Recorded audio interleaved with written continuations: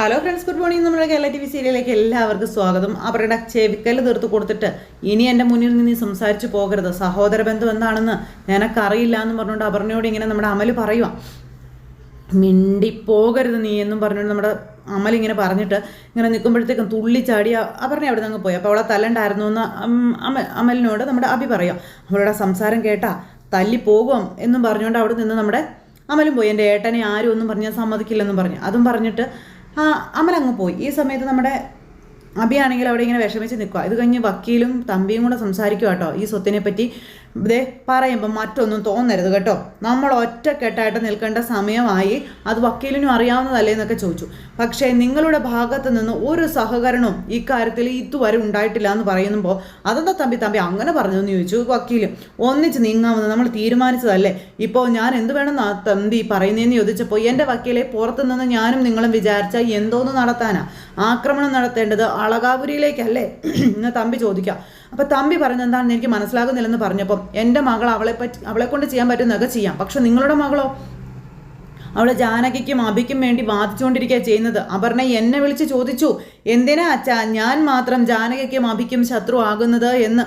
അപ്പോൾ വക്കീൽ ഇങ്ങനെ നിന്ന് ആലോചിക്കും കേട്ടോ. ഇങ്ങനെ കൂടെ നിൽക്കണമെന്നൊന്നും ഞാൻ പറയില്ല, നിങ്ങളുടെ മകൾക്ക് അവർക്ക് വേണ്ടിയിട്ട് ഓശാന പാടാതെങ്കിലും ഇരുന്നൂടെ എന്ന് തമ്പി ചോദിച്ചപ്പോൾ തമ്പി ജാനകിയാണ് അവരുടെ വിവാഹം നടത്തി കൊടുക്കുന്നതെന്ന് പറഞ്ഞ് നിരഞ്ജനൻ നന്ദി കാണിക്കുകയാണെന്ന് പറഞ്ഞു. അപ്പോൾ ആരാ പറഞ്ഞത് ജാനകിയാണ് അവരുടെ വിവാഹം നടത്തി കൊടുക്കാൻ കാരണക്കാരിയായതെന്ന്?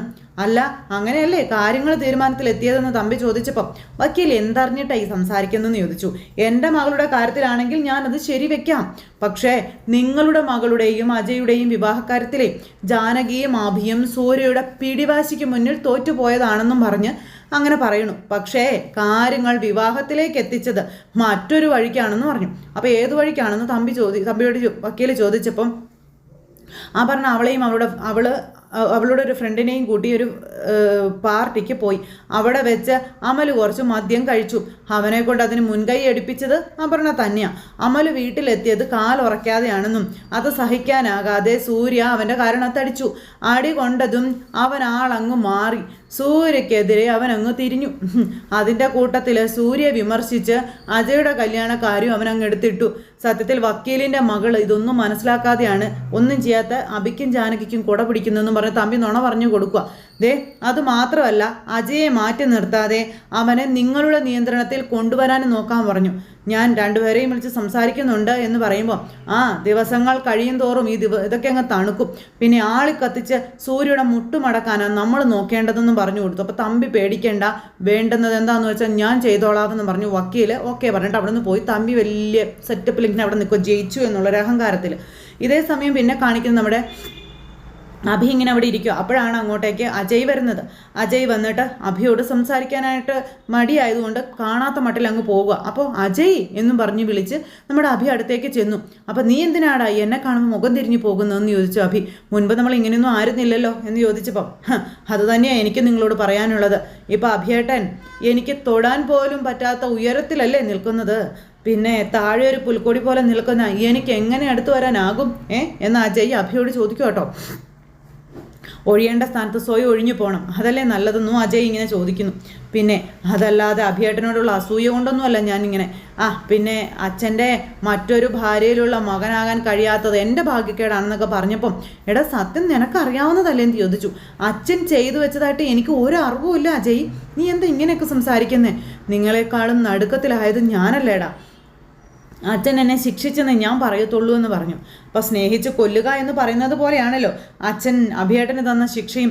അഭിയേട്ടന് മാത്രമല്ല ഏട്ടത്തിയെയും അച്ഛൻ വെറുതെ വിട്ടിട്ടില്ലല്ലോ എന്നൊക്കെ അജയ് ഇങ്ങനെ പറഞ്ഞു കേട്ടോ. അമ്മ പ്രസവിച്ച മകനല്ല ഞാനെന്ന് അറിഞ്ഞപ്പോൾ പോലും എൻ്റെ മനസ്സ് നൊന്തില്ലടാ, പക്ഷേ എൻ്റെ ചിന്തയിൽ പോലും അങ്ങനെ ഒരു ചിന്ത പോലും വന്നില്ല. നിങ്ങളെന്നെ ഒറ്റപ്പെടുത്തുമ്പോൾ എനിക്കത് സഹിക്കുന്നില്ലെന്ന് പറഞ്ഞു. എനിക്ക് എൻ്റേതെന്ന് പറയാൻ സ്വന്തമായിട്ടുള്ളത് ജാനകിയുമായി എൻ്റെ കുഞ്ഞും അല്ലാതെ മറ്റെന്താടാന്ന് ചോദിച്ചു.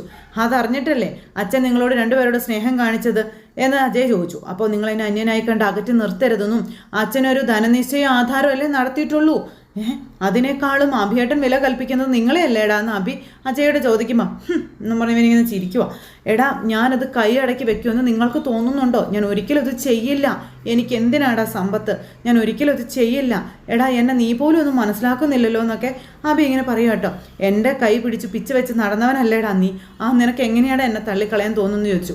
അപ്പോൾ എനിക്കൊരു കേസിൻ്റെ വാദമുണ്ട്, ജയിക്കണം എനിക്കത്. പിന്നെ ഒരു കോട്ട് വിട്ട് കോടതിയിൽ പോയി കയറി ഇറങ്ങാതെ ജീവിച്ചു പോകാൻ പറ്റില്ല. എനിക്കൊരു കുടുംബമായി പോയില്ലേ, എൻ്റെ കാര്യം എനിക്ക് നോക്കിയല്ലേ പറ്റൂ എന്നും പറഞ്ഞുകൊണ്ട് അവിടുന്ന് അജയ് അങ്ങ് പോയി. ഇങ്ങനെ അന്നേരവും സങ്കടപ്പെട്ട് അവിടെ നിൽക്കുക. ഇത് കഴിഞ്ഞ് പിന്നെ കാണിക്കുന്നത് ശരണിനെ ആട്ടോ. അപ്പോൾ ഈ ശരൺ അവിടെ നിന്ന് ഇങ്ങനെ സംസാരിക്കുക. അതെ, നിങ്ങൾ പണത്തിന് മാത്രം വില കൽപ്പിക്കുന്ന ഒരു അഡ്വക്കേറ്റ് അല്ല എങ്കിൽ എനിക്ക് കുറച്ച് സമയം തരണമെന്ന് ശരൺ അവിടെ നിന്ന് പറയാം. ഞാൻ പറയുന്നതിൻ്റെ സെൻസ് എന്താണെന്ന് നിങ്ങൾ മനസ്സിലാക്കണമെന്ന് പറഞ്ഞു. അപ്പോൾ ഈ വക്കീൽ ചോദിച്ചു, അതിനുള്ള പ്രയോജനം എന്താ? മിസ്റ്റർ ശരൺ തെറ്റുകാരനല്ലെങ്കിൽ പോലും നിങ്ങളെ വിശ്വസിക്കേണ്ടത് ഞാനല്ല, നിങ്ങളുടെ വൈഫ് അമൃതയാണെന്നുള്ള കാര്യം നമ്മുടെ ശരൺ പറയുക കേട്ടോ. ശരൺ അന്നേരത്തേക്കും ഇതൊക്കെ നേരെയാക്കാൻ നോക്കുക. അപ്പോൾ അമൃതയുടെ ഭാഗത്ത് നിന്ന് അങ്ങനെ ഒരു നീക്കവും ഇതുവരെ ഉണ്ടായിട്ടില്ല എന്ന് പറഞ്ഞു. പ്ലീസ് ഒരു മിനിറ്റ് എന്ന് പറഞ്ഞുകൊണ്ട് ശരൺ എന്നിട്ട് അവിടെ നിന്ന് അങ്ങ് പോയി ഒരു ഫയൽ എടുത്തുകൊണ്ട് വന്നു. അപ്പോൾ എൻ്റെ ഭാഗത്തെ ശരി എന്താണെന്ന് അമൃതയ്ക്ക് മനസ്സിലാക്കാൻ ഈ ഒരു ഫയൽ മാത്രം മതി, അതുകൊണ്ട് നിങ്ങൾക്ക് കഴിയുമെന്ന് വക്കീലിനോട് ശരൺ പറയുക. അവരുമായി, അതായത് ഹണിയുമായിട്ടുള്ള സാമ്പത്തിക ഇടപാടിനെ പറ്റിയുള്ള ഫയലുകളാണ് ഇതിനകത്തുള്ളത് എന്നും പറഞ്ഞു. ഇത് കോർട്ടിൽ പ്രസൻറ്റ് ചെയ്തിട്ടൊന്നും കാര്യമില്ലല്ലോ ശരൺ, പിന്നെന്തിന് ഞാനിത് നോക്കണം എന്ന് ചോദിച്ചപ്പോൾ ശരൺ ഇങ്ങനെ ഒന്നും മിണ്ടാതെ ഇങ്ങനെ നിൽക്കുക. രണ്ടുപേര് തമ്മിലുള്ള സാമ്പത്തിക ഇടപാടുണ്ടെന്ന് കരുതി മാനസികമായ അടുപ്പ് ഉണ്ടായിക്കൂടാ എന്നില്ലല്ലോ. അപ്പോൾ എന്നെ കൊണ്ട് ജോയിൻറ്റ് പെറ്റീഷനിൽ സൈൻ ചെയ്യിക്കാമെന്ന് നിങ്ങൾ ഒരിക്കലും കരുതണ്ട. അതിനുവേണ്ടിയല്ലേ അമൃത വിളിച്ച് പറഞ്ഞ് നിങ്ങൾ ആ കാര്യങ്ങളൊക്കെ എന്നോട് പറഞ്ഞ് എനിക്കതിന് താല്പര്യമില്ലെന്ന് ശരൺ പറയാം. 2 ദിവസത്തിന് ഉള്ളിൽ പെറ്റീഷൻ ഫയൽ ചെയ്യും, കോടതി കയറി ഇറങ്ങേണ്ടി വരുമ്പോൾ ശരണിന് ഇതിൻ്റെയൊക്കെ വില മനസ്സിലായിക്കോളൂ എന്ന് പറഞ്ഞ് വക്കീൽ അങ്ങ് പോവുക. ഇത് കഴിഞ്ഞ് പിന്നെ കാണിക്കുന്നത് അമൃത ഇങ്ങനെ അവിടെ നിൽക്കുമ്പോൾ അപർണ ചെന്ന ഈ അമൃതയുടെ ചെവി കടിച്ചു പറിക്കാം. ഞാനിവിടെ വരുന്നതിന് മുന്നേ തന്നെ ഈ പല്ലവി കേൾക്കാൻ തുടങ്ങിയതാണെന്നും അഭിയും ജാനകിയും ഈ വീടിന് വേണ്ടി ജീവിക്കുന്നവരാണെന്ന്, എന്താ മറ്റുള്ളവർക്ക് ജീവിക്കാൻ അറിയില്ലേ, അവരെന്താ കഴിവുകെട്ടവരാണോ എന്നൊക്കെ അമൃതയോട് ചോദിക്കുവായി അപർണ. നീ ഇങ്ങനെയൊക്കെ ഓരോന്ന് ചോദിച്ചാൽ ഞാനെന്ത് പറയാനാണെന്ന് അമൃത അന്നേരം ചോദിച്ചു. ഈ സമയം ആരും ആർക്കു വേണ്ടിയും ജീവിക്കുന്നില്ല എന്നുള്ളതാ ഈ ലോകമുണ്ടായ കാലം മുതലേ ഉള്ള സത്യം. എല്ലാവരും അവരവർക്ക് വേണ്ടി ജീവിക്കുന്നവരാണെന്നും അതാണ് സത്യമെന്നും അപർണ പറഞ്ഞു കൊടുക്കും കേട്ടോ. പുറമേ കാണിക്കുന്ന സ്നേഹം പുറംപൂശു മാത്രമാണെന്നും പറഞ്ഞു കൊടുത്തു. ചതിക്കും വഞ്ചനയ്ക്കും മുകളിലാണ് സ്നേഹത്തിൻ്റെ സ്വർണം പൂശി വെച്ചിരിക്കുന്നതെന്നും അതാണ് നടന്നുകൊണ്ടിരിക്കുന്നതെന്നും അതിൻ്റെ ഏറ്റവും വലിയ ഉദാഹരണമാണ് അഭിയും ജാനകിയും രഹസ്യമായി കൈയടക്കി വെച്ചിരുന്ന മൂന്നാറിലെ എസ്റ്റേറ്റും റിസോർട്ടുകളും എന്നും പറഞ്ഞുകൊണ്ട് ഇങ്ങനെ ഈ അപർണയെ അമൃതയ്ക്ക് പറഞ്ഞു കൊടുക്കണം. സെൻറ്റിമെൻറ്റ്സിൻ്റെ പേരിൽ അടിച്ചെടുത്തതാ അതെന്നൊക്കെ പറഞ്ഞു. അപ്പോൾ അമൃതയ്ക്ക് കുറച്ചുകൂടി രക്തം തിളയ്ക്കുമല്ലോ അതിന് വേണ്ടിയിട്ട്. ഈ വീട്ടിൽ ജെനുവിനായിട്ട് എനിക്ക് തോന്നിയിട്ടുള്ളത് മുത്തശ്ശി മാത്രമാണെന്നും മുത്തശ്ശി സത്യങ്ങൾ സത്യമായി വിളിച്ചു പറയും. പിന്നെ ആ മുത്തശ്ശിയെ കുറ്റക്കാരിയാക്കി ഏഷണിക്കാരിയാക്കി അത് ചെയ്തു എന്നൊക്കെ പറയുമ്പോൾ അത് നീ പറഞ്ഞത് സത്യവാ. അഭിയേട്ടനെയും ഏട്ടത്തിയെയും മുത്തശ്ശി കുറ്റം പറയാത്ത ഒരു നേരം പോലും ഉണ്ടായിരുന്നില്ല. അപ്പോഴൊക്കെ എല്ലാവരും മുത്തശ്ശിയുടെ നേരെ തട്ടിക്കയറിയിട്ടേ ഉള്ളൂ. അന്ന് തുടങ്ങിയതാ മധുരം കഴിക്കുന്ന ഈ ശീലം എന്നും പറഞ്ഞിങ്ങനെ അമൃത പറയുക കേട്ടോ. മുത്തശ്ശിക്ക് അറിയായിരുന്നു ശരിക്കും അഭി ആരാണെന്നുള്ള സത്യം. അവർ രണ്ടുപേരും കൂടി നിങ്ങളെ ഓരോരുത്തരെയും പുറത്താക്കാനുള്ള നീക്കത്തിലായിരുന്നുവെന്ന് മുത്തശ്ശി എന്നോട് പറഞ്ഞിട്ടുണ്ടെന്നുള്ള കാര്യം അപർണ പറയാം. എനിക്കത് ആദ്യം സത്യമായിട്ടൊന്നും തോന്നിയില്ലെങ്കിലും ജാനകിയുടെ പല നീക്കങ്ങളിൽ നിന്നും എനിക്കത് മനസ്സിലാക്കിയിട്ടുണ്ടെന്ന് പറഞ്ഞു. ജാനകിയടുത്ത് അങ്ങനെയൊക്കെ ചെയ്യുമെന്ന് ചോദിച്ചപ്പോൾ അവൾ അതേ ചെയ്യുള്ളൂ എന്ന് അപർണ പറഞ്ഞു കൊടുക്കുക. ഹൽദിക്ക് നിരഞ്ജന വന്നത് ജാനകി ക്ഷണിച്ചിട്ടാ, നീ പോയി ചോദിച്ചു നോക്ക്, അവളത് നിഷേധിക്കുമെന്നും ഒടുവിലിപ്പോൾ എന്തായി കാര്യങ്ങളെന്ന് ചോദിച്ചുകൊണ്ട് ചെയ്യാത്ത കുറ്റങ്ങളെല്ലാം നമ്മുടെ ജാനകിയുടെ തലയിലേക്ക് കെട്ടിവെക്കുകയാണ് ഈ പിശാച്. ഒടുവിൽ അമലുമായിട്ട് ജാനകി വന്നത് എങ്ങനെയാണെന്ന് നിനക്ക് അറിയാവുമെന്ന് ചോദിച്ചു. അന്ന് നടന്ന കാര്യങ്ങളൊക്കെ പറഞ്ഞു കൊടുക്കുക കേട്ടോ. അപ്പോൾ സത്യമാണോ നീ പറയുന്നതെന്ന് ചോദിച്ചു അമൃത. നിൻ്റെയും അജയുടെയും കല്യാണം മുടക്കിയത് കൊണ്ട് അവർക്ക് എന്ത് നേട്ടം കിട്ടാനാണെന്ന് ചോദിച്ചു. 2 കുടുംബങ്ങളെ തമ്മിൽ അടുപ്പിച്ചൂടെ എന്നും ചോദിച്ചുകൊണ്ട് ഈ അപർണ ചോദിക്കും.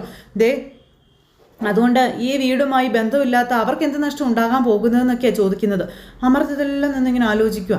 അച്ഛൻ അജയുടെ കഥ കഴിക്കുമെന്ന് അവർക്ക് 100% ഉറപ്പുണ്ടായിരുന്നു. അതുകൊണ്ടാണ് അവരിങ്ങനെയൊക്കെ ചെയ്തത്.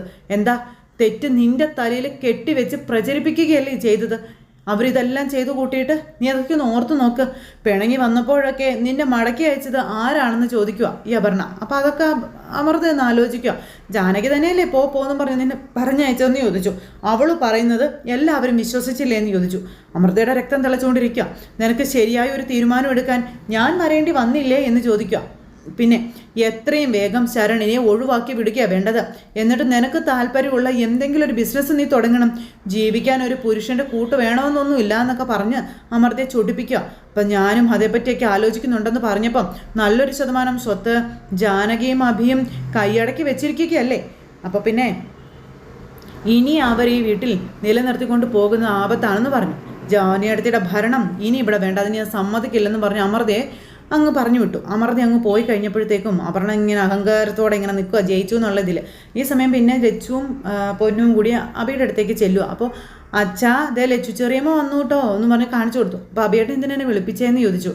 അത് കേട്ടപ്പോൾ നിനക്കിവിടെ സുഖാണോ എന്നൊന്നും ഞാൻ നിന്നോട് ചോദിക്കുന്നില്ല, മനസ്സുഖാണല്ലോ പ്രധാനം എന്നിങ്ങനെ പറയാം. അതുണ്ടാവില്ലെന്ന് എനിക്കറിയാമെന്ന് കൊച്ചിനോട് പറയാം. അപ്പോൾ ജാനകി അങ്ങോട്ടേക്ക് വന്നു.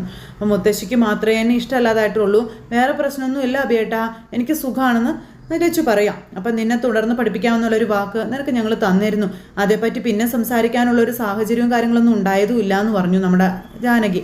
അതിനെപ്പറ്റി ചോദിച്ചറിയാനാ ഞങ്ങൾ നിന്നെ വിളിപ്പിച്ചത്. നിന്നെ ചേർത്ത് പഠിപ്പിക്കാൻ പറ്റിയ കോഴ്സ് ഏതാ, നീ തന്നെ പറഞ്ഞാൽ വേണ്ടതൊക്കെ ഞാൻ ചെയ്തോളാം എന്ന് പറഞ്ഞു. അപ്പോൾ അത് കേട്ട് കഴിഞ്ഞപ്പോഴത്തേക്ക് നമ്മുടെ ലച്ചു നിന്ന് ഇങ്ങനെ ആലോചിക്കുക കേട്ടോ. നീ മറച്ചു വയ്ക്കാതെ എന്താണെന്ന് വെച്ചാൽ പറഞ്ഞോ, നിൻ്റെ മനസ്സിലുള്ളത് അതെന്താണെന്ന് നിനക്കല്ലേ അറിയൂ എന്ന് ജാനകി ചോദിക്കുക. അപ്പോൾ ഏതെങ്കിലും പ്രൊഫഷണൽ കോഴ്സിന് ചേർന്ന് പഠിച്ചാൽ പെട്ടെന്നൊരു ജോലി കിട്ടുമെന്ന് നമ്മുടെ ജാനകിക്കുട്ടി പറയാം. അപ്പോൾ പെട്ടെന്ന് ഒരു തൊഴിലാകുമല്ലോ എന്ന് പറഞ്ഞു. നിനക്ക് +2 ഉയർന്ന മാർക്കുണ്ടെന്നല്ലേ പറഞ്ഞത്? അപ്പോൾ അതെ, SSLCക്കും +2 ഞാൻ സ്കൂളിൽ ഫസ്റ്റ് ആയിരുന്നു എന്ന് ലച്ചു പറയാം. അത് കേട്ടപ്പോൾ ഞാനൊരു അഭിപ്രായം പറയട്ടെ, ലച്ചുവിനെ നമുക്ക് എൻട്രൻസ് കോച്ചിങ്ങിന് ഇപ്പോൾ അയക്കാമെന്ന് പറഞ്ഞു ജാനകി. അവൾ മെഡിക്കൽ എൻട്രൻസ് എക്സാം എഴുതട്ടെ എന്നും പറഞ്ഞു. അതൊരു നല്ല ഐഡിയ ആണെന്ന് നമ്മുടെ അഭി പറയുക. പ്രയോജനം കിട്ടുന്ന കോഴ്സിന് ചേർക്കാം നമുക്ക്. അവൾ ആഗ്രഹിക്കുന്നത് പോലെ പെട്ടെന്ന് സ്വന്തം കാലിൽ നിൽക്കാനും കഴിയില്ലേ എന്നൊക്കെ ജാനകി ഇങ്ങനെ ചോദിക്കുക. അപ്പോൾ കേട്ടപ്പോൾ ലച്ചുവിന് സന്തോഷമായിട്ടോ. ലച്ചു ഇങ്ങനെ ഭയങ്കര ഹാപ്പി ആയിട്ട് ഇങ്ങനെ നിൽക്കുക. ഈ സമയം ഇവളുടെ ഭാഗ്യത്തിന് മെഡിസിൻ അഡ്മിഷൻ കിട്ടിയാലോ, നമുക്കൊരു കൈ നോക്കാം അബിയേട്ടാന്ന് ജാനകി പറഞ്ഞു. അപ്പോൾ മോക്ക് സമ്മതമാണെന്ന് ചോദിച്ചു. സമ്മതമാണെന്ന് പറഞ്ഞു. ലച്ചു ചെറിയമ്മ ഡോക്ടറാകാൻ പോവാണെന്ന് പൊന്നു ചോദിച്ചു. അത് കേട്ടപ്പം നീ മനസ്സ് വെച്ചാൽ മെറിറ്റിൽ തന്നെ നിനക്ക് അഡ്മിഷനും കിട്ടുമോളെ, ഒരു വിഷയത്തിന് ട്യൂഷൻ പോലും ഇല്ലാതെയല്ലേ നീ സ്കൂൾ ഫസ്റ്റ് ആയതെന്നൊക്കെ ചോദിച്ചപ്പോൾ അതെന്ന് പറഞ്ഞു. ദേ ഈ സിറ്റിയിലെ ഏറ്റവും നല്ല കോച്ചിങ് സെൻറ്ററിൽ നിനക്ക് അഡ്മിഷൻ മേടിച്ചു തരാമെന്ന് അബിയും പറഞ്ഞു. അതൊക്കെ കേട്ട് ലച്ചു ഹാപ്പി ആയിട്ട് ഇങ്ങനെ നിൽക്കുക കേട്ടോ. അപ്പോൾ ഇത് ആരോടും പറയരുത് കേട്ടോ എന്ന് പൊന്നുവിനോടും നമ്മുടെ അബിയും ജാനകിയും പറയാം. അപ്പോൾ പൊന്നു ഇത് ആരോടും പറയില്ല കേട്ടോ എന്നും പറഞ്ഞ് കുഞ്ഞും പറയുവാണേ. അങ്ങനെ ഇവർ ചിരിച്ച് സന്തോഷമായിട്ട് ഇങ്ങനെ അവിടെ നിൽക്കുക. ഇതെല്ലാം കഴിഞ്ഞതിന് ശേഷം പിന്നെ നിരഞ്ജനയുടെ അമ്മയെ കാണിക്കുന്നത്. അളകാപുരിയിലെ വിശേഷങ്ങൾ നിനക്കൊന്ന് വിളിച്ചു പറഞ്ഞുകൂടെ എന്ന് നിരഞ്ജനയോട് അമ്മ ചോദിക്കാം. തൻ്റെ കാലശേഷവും അഭിയേട്ടനും ജാനയടുത്തിയും നന്നായി ജീവിക്കണമെന്ന് കരുതി ഇവിടുത്തെ അച്ഛൻ സ്വത്തെഴുതി രജിസ്റ്റർ ചെയ്തതിനെ പറ്റിയുള്ള വഴക്ക് നടന്നുകൊണ്ടിരിക്കുക ഇപ്പം ഇവിടെ എന്ന് നമ്മുടെ നിരഞ്ജന നേരെ അമ്മയോട് പറയാം. അതിനിടയിലേക്ക് അച്ഛൻ വന്ന് കയറരുതെന്ന് അമ്മ അച്ഛനോട് പ്രത്യേകം വന്ന് പറയണം കേട്ടോ.